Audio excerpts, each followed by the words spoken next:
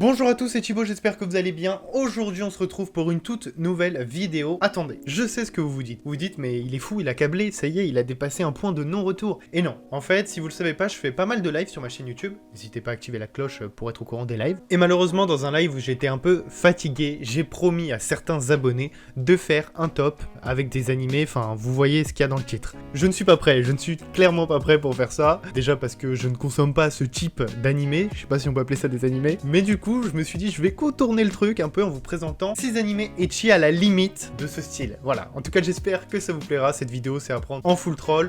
On est parti, générique.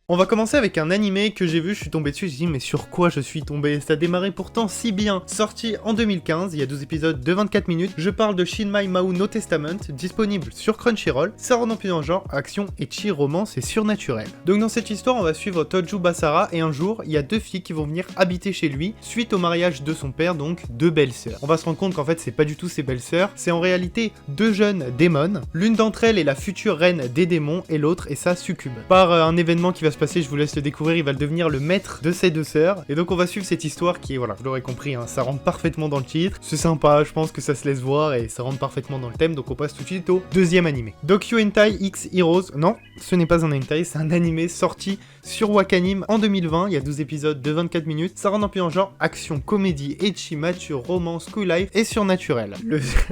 Je reviens pas que je suis en train de faire cette vidéo, surtout que le synopsis, il est incroyable. Le synopsis est beaucoup trop drôle. Franchement, je pense que ça peut plaire à certains d'entre vous. En gros, on est dans un monde où 5 ans auparavant, il y a les censeur bugs, donc c'est des sortes de monstres qui se nourrissent en gros des pulsions sexuelles des hommes, si on peut dire ça comme ça, et qui sont apparus sur Terre. Il va y avoir l'apparition de héros qui vont se combattre et qui utilisent un dispositif qu'on va appeler X Heroes, et ils vont donc combattre ces fameux monstres. Et donc nous, on va suivre Enjureto et Oshino Kiara, qui sont deux jeunes qui, après avoir battu un censeur bug, vont rejoindre un groupe de héros qui, comme eux, utilisent ce pouvoir, et donc on va suivre l'histoire de ces personnages. L'animé est sympa, voilà. En plus, ça rentre parfaitement dans le thème, donc je me suis dit je vais vous le présenter. Et on passe tout de suite au troisième animé. Yosuga no Sora, sorti en 2010, il y a 12 épisodes de 25 minutes, ça rentre dans le genre drame, ecchi, érotique, romance et slice of life. L'histoire est super bizarre, mais je vais vous la raconter. On suit des jumeaux, Haruka et Sora, qui sont devenus orphelins après qu'ils aient perdu leurs parents dans un accident de voiture. Ils vont déménager dans une maison où ils sont allés pour passer des vacances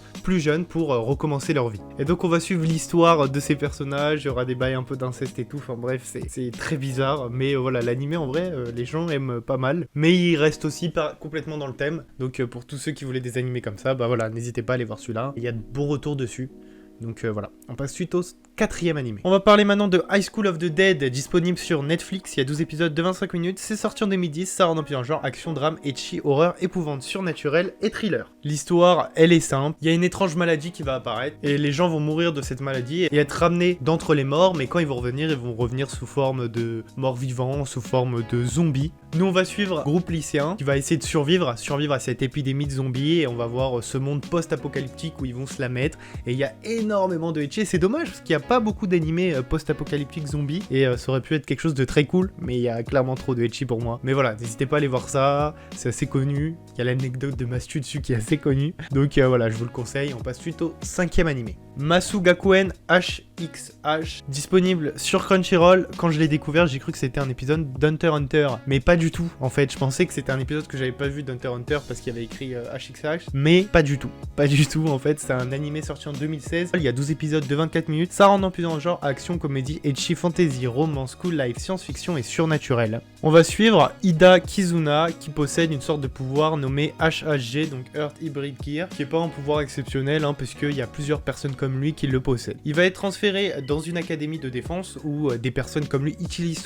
ce pouvoir, et ils ont la même habilité que lui, mais ils sont clairement plus forts que lui. Et en fait, sa sœur, elle a un plan qui pourrait pas mal marcher pour se combattre. C'est que selon elle, il pourrait augmenter les capacités des combattantes, et donc vous comprenez comment ça se profile. Et donc on va suivre cette histoire là, avec beaucoup d'ecchi aussi, donc n'hésitez pas à aller voir ça pour ceux qui kiffent. Et on passe suite au dernier animé, Kiss X6 TV, sorti en 2010, il y a 12 épisodes de 24 minutes, ça rentre peu en genre comédie et romance et seinen. Cette histoire, ça me fume putain les gars. Donc on va suivre Keita. Keita qui est fils unique, mais son père va se remarier et donc il va se retrouver à vivre avec 2 sœurs jumelles appelées Ako et Riko. Les 2 sœurs, elles vont tomber amoureuses de lui, je sais pas si on peut dire ça comme ça, c'est de la folie à ce point-là. Il y a une sorte de compétition qui va s'instaurer entre les 2 sœurs pour savoir qui est la première qui va réussir à faire succomber notre Keita. Donc un jour les 2 sœurs, elles vont lui avouer qu'elle aime Keita, sauf que Keita lui il veut garder cette relation frère et sœur. Mais le problème, c'est que lui aussi,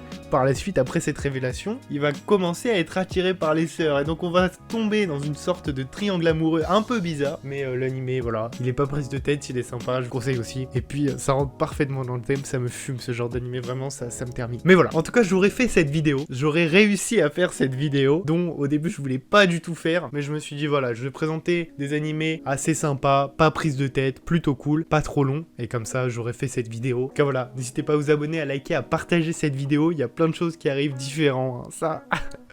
Voilà, c'était un petit format un peu troll, un peu sympa. En tout cas, j'espère que ça vous plaira. N'hésitez pas à me dire en commentaire votre avis, à me donner des types d'animés que vous aimez. Puis moi, je vous dis à bientôt pour une nouvelle vidéo. C'était Thibaut. Ciao, ciao.